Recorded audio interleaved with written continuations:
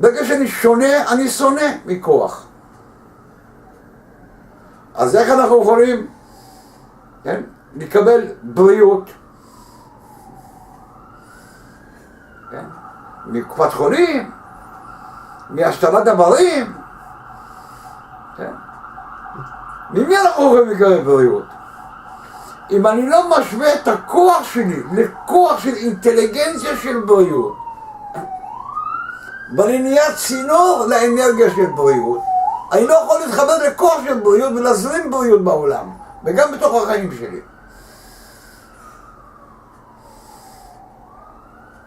אנחנו לא רגילים להבין איך החוקיות בעולם הרוחני עובד.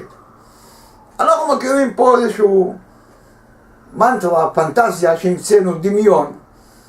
חיים בתוך עולם של חושך, ומפנטזים לנו כל מיני פנטזיות לפי אותו המודעות של הנחש, שלמעשה הוא זייף את העולם הגשמי שלנו, שם לו כיסוי כמו העולם הרוחני.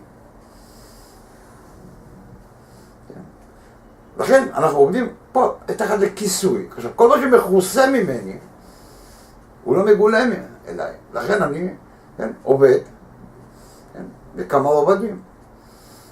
כן. הרמאי והנחש והערמומי נמצא בתוכי, אבל בחוץ, מה?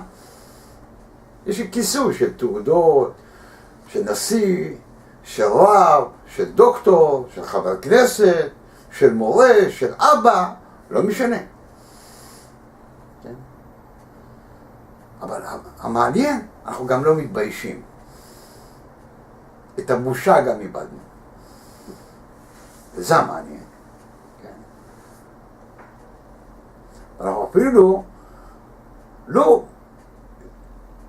שמשפילים את הראש מבושה, שאנחנו הולכים כפופים, זה לא בגלל שהאדם ענק, אלא ברגע שהוא משפיל את הראש מהבושה, לפחות הוא צריך להביא חרטה על החטא. להבין, ברגע שאני משפיל, ואני לא יכול להסתכל לבן אדם בעיניים, כי ברגע אנחנו רואים אחד משקר, אנחנו אומרים, מה, אתה משקר לי בעיניים? מה, תסתכל לי בעיניים, כי אדם שקרן הוא משפיל עיניים, משפיל את הראש.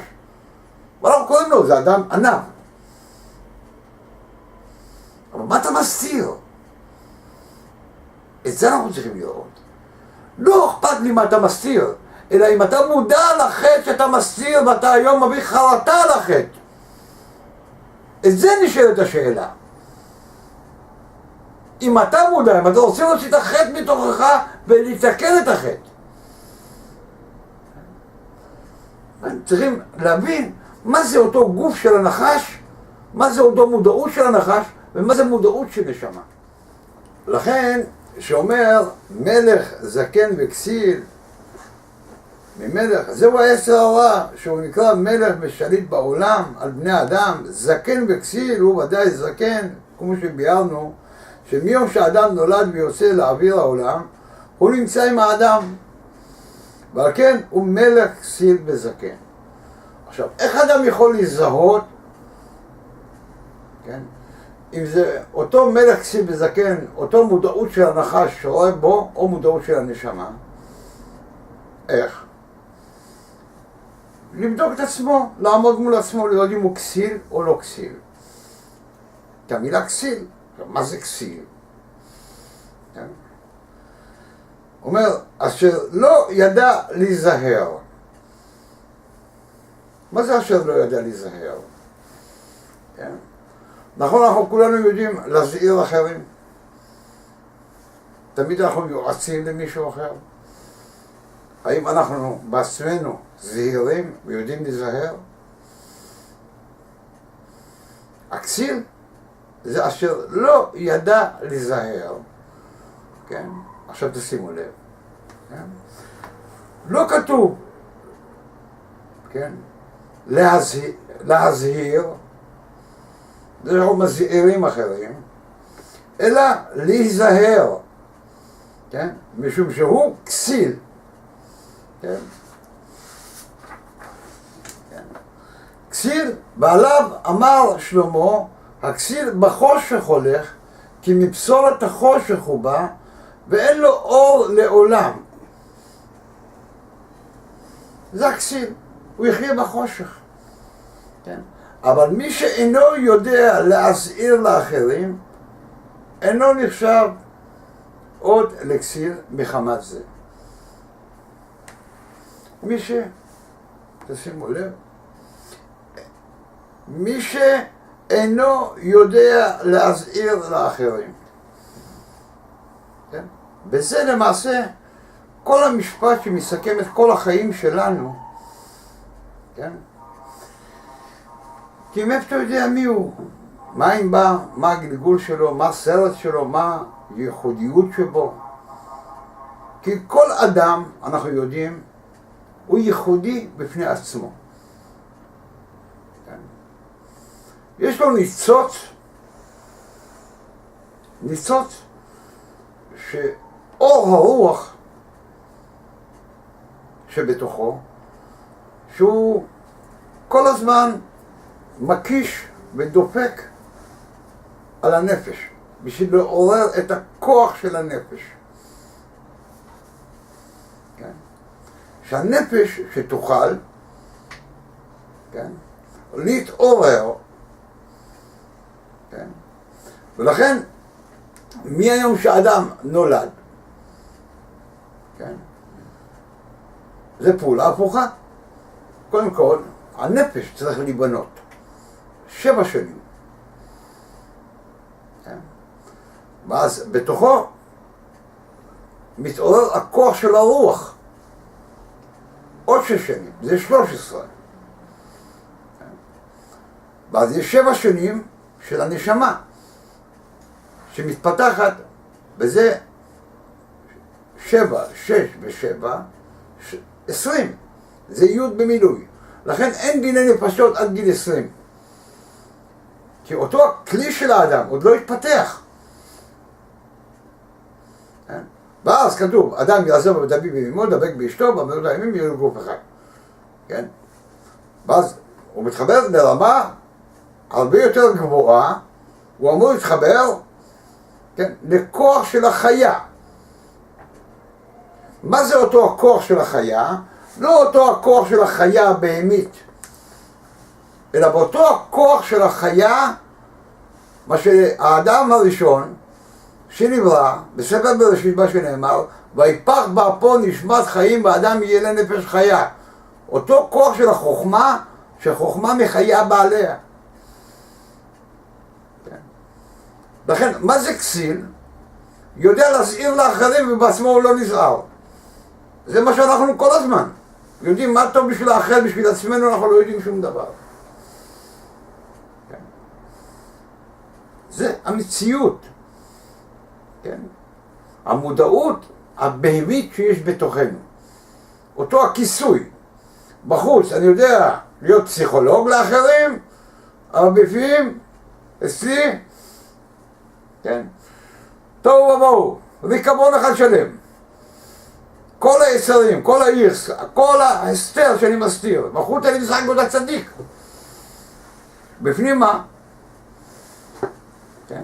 אותו היצר, אותו הנחש, אותו המודעות של הנחש, שנמצאת בתוכי, שאפילו לא טרחתי להבין מה זה אותו אינטליגנציה של הנשמה.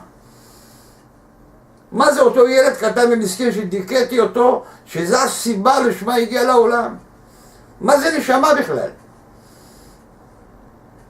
ומה זה כל ההצגה של התחפושות החיצוניות שאנחנו עושים היום? מגדל זקן, מגדל זה, שם כובע, שם כיפה, זה, מתפלל, לא מתפלל, למי אתה מתפלל? מה הקשר? אם אתה מתפלל, אתה אמור לקבל אור ואנרגיה לגוף, לכלי, לחיות, למה הגוף שלך מתרכב? למה יש לך מחלות? למה יש לך בעיות? מדוע אתה לא יודע להכניס אור לגוף שלך שלא יתרכב ולהזין אותו באור רוחני? מה זה כל התפילות שאנחנו קמים, יושבים, מסתובבים, כיפופים? מה זה?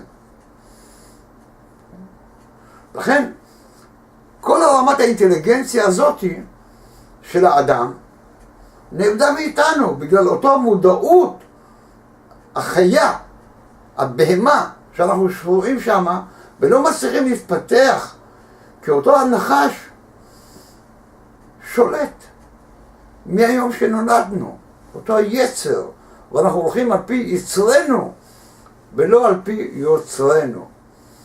יש הבדל, צריכים להבין מה זה אותו היצירה, כן? שהאור ברא את הכלי, כן? ומה המחשבה של האור, ומה המחשבה של הכלי, מה הרצון של הנשמה, שזה למעשה המחשבה של הנשמה, שזה הכלי, כן? שזה השם יתברך, זה הכוח של הקדוש ברוך הוא, כן? שהיא עובדת לפי חוקים קוסמיים, לא לפי אותו החוקים של הגוף של הנחש, שאנחנו פה מכירים ועושים להשליט את המודעות של הנחש על העולם הרוחני ולקבל את הברכה לתוך גוף של נחש. זה מה שאנחנו עושים כל היום. אנחנו לא יודעים לזהות, כן? בין יוצרו ליצרו, בין מה שאני עושה למה שאני צריך. אני לא יודע מה הרצון שלי האמיתי, אני לא יודע מה הייחודיות שבי, אני איבדתי את הקשר עם אותו הצלם אלוקים.